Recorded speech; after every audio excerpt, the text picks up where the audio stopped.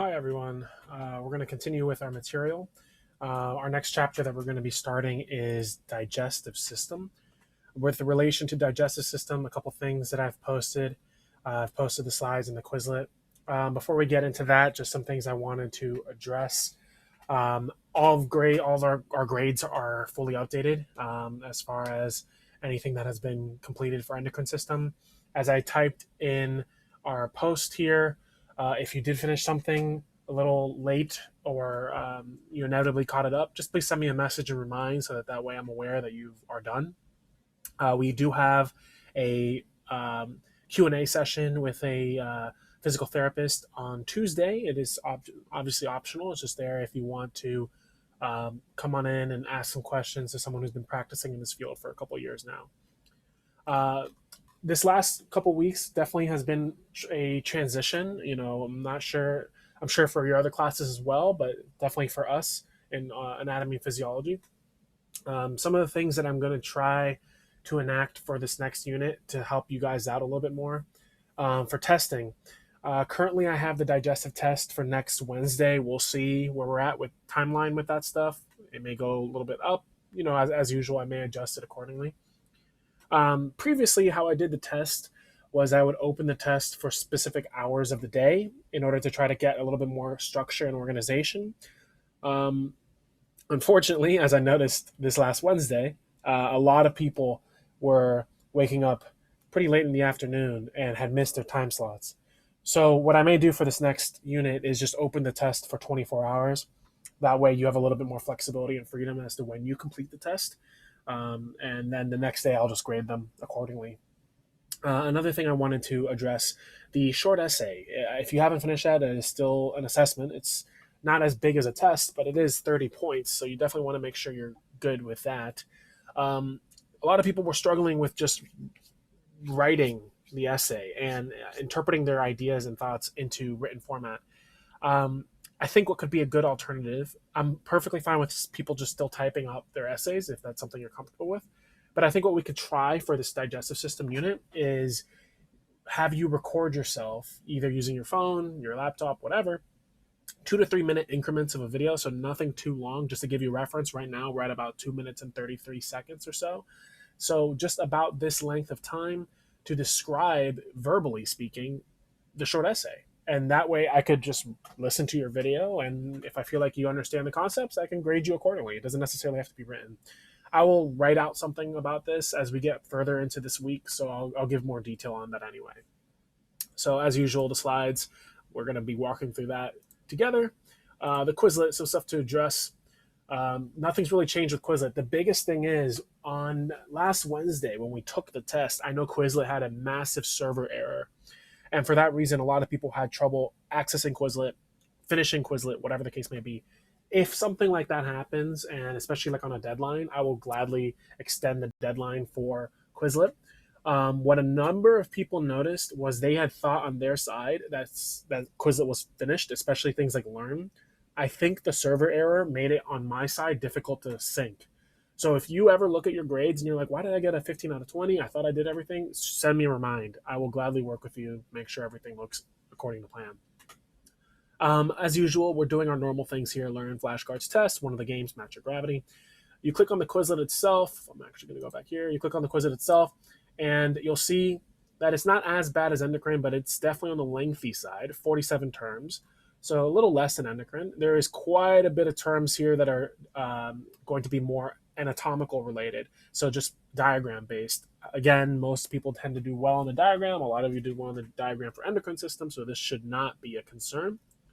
But there's other terms as well that we're going to get into as we progress. So just make sure you tackle this. Some people like to do this early. Some people like to do this the day of. As long as it's done, that's my biggest concern. Okay, so let's go ahead and start the material as far as digestive system is concerned. You'll notice 30 slides. We're going to get through this pretty well. As usual, like I did with endocrine system, I'm going to try to time my videos to roughly between 15 to 20 minutes, maybe a little longer, maybe a little shorter, depending on the content of the video. But let's go ahead and progress. So digestive system, this is a unit that a lot of people already are familiar with just because we understand the basics of digestion. We have to eat to survive, right? We need the nutrients from that food and substance that we consume. Um, that said, the actual nutrients, we learned that stuff way back in quarter 1 when we did our macromolecule unit. So the macromolecule unit, we covered all those major nutrients that food provides us: fats, otherwise known as lipids, carbohydrates, proteins, even our nucleic acids, which we create those. We don't necessarily consume those in the natural method like these other ones. So what are our goals? This is pretty standard to my units. Describe how mechanical and chemical digestion takes place within the organs of the digestive system. This is something that not many people know. There's 2 methods of digestion. One method is mechanical, another method is chemical. Describe how and why absorption takes place. So the whole act of absorbing something, how does that happen? And more importantly, why does that happen? And then finally, describe the neural and hormonal mechanisms of control relating to the digestive system. As usual, at the very end of this, I'll throw in a little bit of pathophys as well, so some conditions that can be associated with digestive. But what this is saying, this last bullet here, is how does the nervous system and how does the endocrine system, that massive chapter we just finished earlier, how do those 2 systems relate to the system? How do they help control the digestive system? And they play a major role in that controlling action. Hey, here we go. The stuff that we were just mentioning as far as things that we learned back in quarter 1. Nutrition. When we did macromolecules, we covered a lot of this, so this should not be new to anyone. Some of this stuff down here may seem a little new, but we'll get into that. First and foremost, a nutrient. It is a substance in food used to promote growth, maintenance, and repair. Every food. This is a common misconception. We often hear the word nutritious with healthy food. Well, yes, healthier foods like your veggies, your fruits, etc., are going to have higher concentration of nutrients that we need. But even the unhealthiest food, like let's say, I don't know, a burger, right? It's still going to have nutrients in it. It's still going to have fats. It's still going to have protein. It's still going to have carbs. Granted, some of these things, as we learned back in macromolecules, can be problematic in high amounts. If your body is storing too much of it, then that's when we run into some problems. What are the major nutrients that we are discussing? Well, carbs, we talked about that, right? We know that carbs are basically our sugars. But remember, carbs can also be considered your starches as well. So anything like pasta, your breads, your cereals, any of those categories fall together there. Lipids. Another name for lipids is, of course, going to be your fats. Not a bad idea to know the differences between saturated and unsaturated, just so you're comfortable with that. We covered that way back in quarter 1. Proteins. Number of different sources for protein, right? We have our more traditional sources. So, for instance, meat. Any animal product is going to be a great protein source. But not only the animal itself, but the things that it makes. So obviously eggs, which can be primarily from like chickens, milk, which is going to be primarily from cow, although a lot of alternative milks are really a big thing nowadays. And in this unit, we'll actually get into quite a bit of a discussion relating to milk. It's had a bit of a troubled past is the best way to call it. Interestingly enough, all types of these proteins here, these are considered complete proteins because they have all the amino acids that you'd find in nature. These other sources of protein, so your legumes, otherwise known as like your beans, your nuts, your cereals, they provide a lot of protein, but they're considered incomplete proteins. They do not have every essential amino acid. So this is a bit of a soft point for a lot of people that decide to go vegetarian or vegan. There are many healthy alternatives for vegetarians and vegans to get the necessary proteins that they need without ever touching meat or meat products, for that matter. However, you do have to adjust your diet accordingly. You do have to kind of learn what are my other healthy alternatives. So you do have to be a little bit prepared for that. Vitamins. We've talked about some of these vitamins in the past, right? We have here letters, just like basically the alphabet, A, B, C, E, D, and K.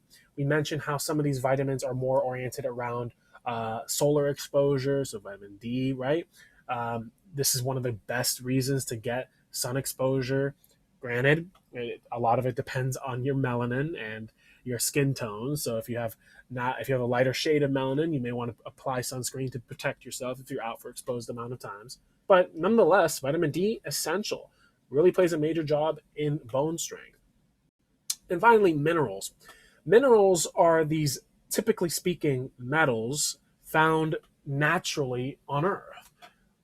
These are all natural minerals that are found. Now, this is where chemistry starts to come into play. So again, taking chemistry can play off really well. But just to go through some of these, we have calcium, we have potassium, which is the K, we have phosphorus, which is the P. I know, a little bit of confusion there. We have sulfur, we have sodium, chlorine, magnesium. These are all minerals that we obtain from our diet, from the foods that we consume, and they provide us with healthy nutrition. They allow us to stay healthy. All right, let's get a little bit into this stuff, and then this is pretty going to be a good stopping point just because we covered a lot of stuff at the beginning as far as some updates to the class. So some basic functions of the digestive system. First of all, we see ingestion. So ingesting something, that's literally just putting something in your mouth, right? We know that your mouth is the primary organ to eat food. That's common sense. Digestion. Well, digestion is how you break something down. Remember earlier in our goals, we mentioned how there's two types of digestion? Well, now we can kind of talk about that again. We have your mechanical digestion and we have your chemical digestion. So your mechanical digestion is going to be more of a literal mechanical process. So can be your teeth, right? Your tongue. Even the small intestine partakes in some mechanical digestion, and we'll learn about that later in this chapter. But with the teeth and tongue, it doesn't get more straightforward, right? Your teeth literally breaking down the products that you're consuming. Your tongue also helps to mold the food. The best analogy I can give as far as how your tongue works with food is if you've ever worked with wet clay and you are molding the clay with your hands, your tongue does that with the food you're eating. So it helps to mold the food, and there's an entire reason for all that, which we'll get into in some future videos. On a chemical aspect, you require enzymes. Hey, we've seen that word before because we learned that way back in macromolecules. Enzymes are just proteins, right? They're special proteins, but they help to accelerate reactions. So the use of enzymes and water helps to chemically break down things. So for instance, in the mouth, you have special enzymes that help to break down carbs. As disgusting as this may sound, if you remember when you were much younger, especially if you had siblings, one of the things I remember my brother doing was he would chew on something like a piece of bread, for instance, and if you chew on it long enough, he'd be like, hey, have you ever seen seafood? And he would stick his tongue out and it looks disgusting, right? That happens. That it's an accelerated rate of digestion because in your mouth and your saliva specifically, you have these enzymes that help to break carbs faster. Your stomach, which has this incredible stomach acid, which we'll get into as we progress, helps to break down proteins very fast. It's also a defense mechanism too, because sometimes you eat something that's not really great for you as far as that could be harmful, and a lot of the times your body will just destroy it. And then finally, the SI, or the small intestine as we called it, this is where a lot of the chemical digestion takes place. You break down more carbs, more proteins, and for the first time, you're breaking down fat. So fat is a rather hard molecule to break down. You need some special compounds to help with that, and we'll learn that down the line. Finally, our last two functions for our digestive system, as far as just an overview, we have absorption. So we've successfully broken the food down, right? We've broken it down to its smallest molecules. Well, now we need to absorb it. Well, now we need to directly absorb it into the blood so that we can use it. If it just passed through you, you could eat all day, every day, and if all that food you consume just passed all the way through you to the defecation step that we see here, you would die. You're not actually absorbing any nutrients to keep you living. So the small intestine plays a major, major responsibility with absorbing as many key nutrients. The large intestine also absorbs whatever's left over. We'll get to that eventually. But speaking of the large intestine, its major job is going to be our final thing that we're going to talk about here, defecation. Defecate is to eliminate residue. What is that residue in humans? As we all know, fecal matter, feces, right? This is all stuff that's indigestible. Your body does an amazing job of breaking down that hamburger that you just ate and breaking it down to its smallest components, but not everything can be broken down any further. some of the stuff, frankly, can't be digested. And there's an amazing video I'm going to share with you guys in the coming days. It's a TED Ed that just gets into some of that stuff, as far as a laundry list of foods that your body just can't digest. But that's not a problem. Even if you eat things that your body can't digest, it turns out we have billions of neighbor cells, that I like to call them, that live in your large intestine that do the digestion for us, and they're called bacteria. Granted, we hear a lot of bad things about bacteria, and obviously bacteria can be very harmful to us, but these bacteria, in their home called the large intestine, they do wonderful things for us. All right, so that's where we're going to finish for today. I appreciate you guys tuning in. As usual, I'll be posting these daily until we finish our unit. Not a bad idea, jump into a hangout call or anything like that. That way we can get a little bit more practice or review in. All right, thanks for watching, guys.